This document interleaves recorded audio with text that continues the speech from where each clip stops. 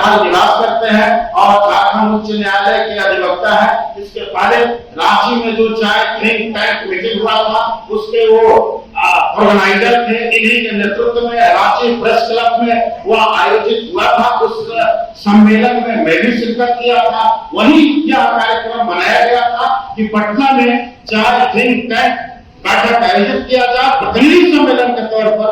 आज उसका प्रतिनिधि सम्मेलन के रूप में आपके सामने सफलता मेरा अभियान शुरू हुआ है।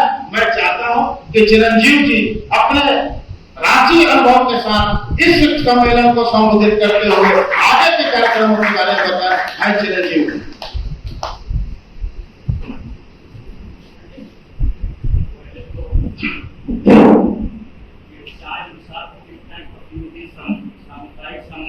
में आए हुए तमाम गणमान्य हमारे चाय समाज के झारखंडी जोहार से भी मैं एक जोहार के संदर्भ में मैं बताना चाहता हूँ। ये जोहार शब्द रामायण में 4 बार लिखित है और जोहार शब्द का शुरुआत हमारे ही वंशजों ने किया। ये जोहार आज झारखंड के राजकीय वाक्य बना हुआ है जोहार। ये जोहार शब्द हमारे वंशज का दिया हुआ है।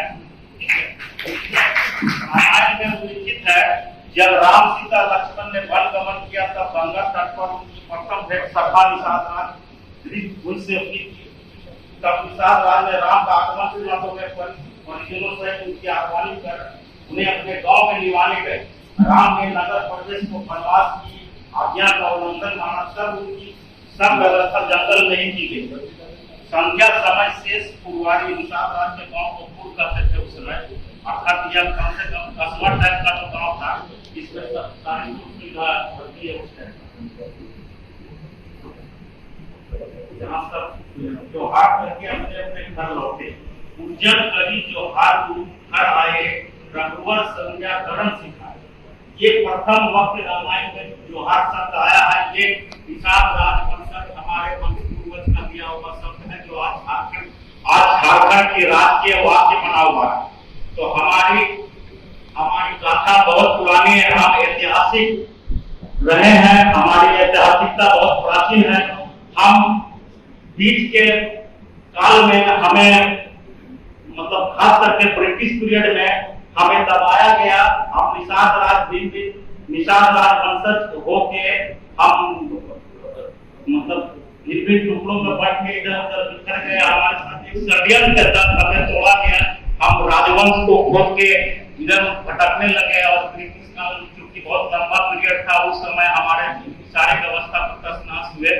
इस वजह से हम आज अपनी स्थिति पर सरकार से मांग करते हैं कि हमें एसटी में संतोष नहीं, हम एससी में बोलते हैं जाने के लिए। लेकिन हमारी स्थिति अगर वैसी बनी रहती तो आज भी हम रूलर की रहते हैं, रूल करते हैं, सबों पर रूल करते हैं। लेकिन एक षड्यंत्र के तहत हमारे से वो हक छीन लिया गया और दूसरे उस पर हावी हो गए और हम पिछड़ गए और आज हम सबसे पिछले पैगाम पे पहुंचे हुए हैं।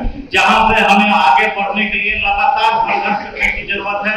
हम विजय कुमार सरकार जी और अरविंद बाबू निषाद जी को बहुत बहुत आभार प्रकट करते हैं कि जिन्होंने ऐसा सम्मेलन यहाँ एक मंच के रूप में यहाँ पे पटना की पावन धरती पर आयोजित करा के हमें आमंत्रण देके बुलाया गया है। और मैं सबों का आभार प्रकट करता हूँ, खास करके विजय बाबू सरकार जी का जो कि अखिल भारतीय चाय कल्याण परिषद के नाम से ऑलरेडी संगठन बना के वो रन करा रहे हैं। और उसी के तहत वर्ल्ड चाय ऑर्गेनाइजेशन के बैठक पहला बैठक पटना में ही हुआ था। उसके बाद दूसरा बैठक आयोजित कराने का सौभाग्य मुझे प्राप्त हुआ रांची में। तो मैंने उसे सफलतापूर्वक आयोजित कराया जिसमें कि हमारे आज की अध्यक्षता कर रहे अरविंद निषाद जी मौजूद हैं, मंच का संचालन भी कर रहे हैं।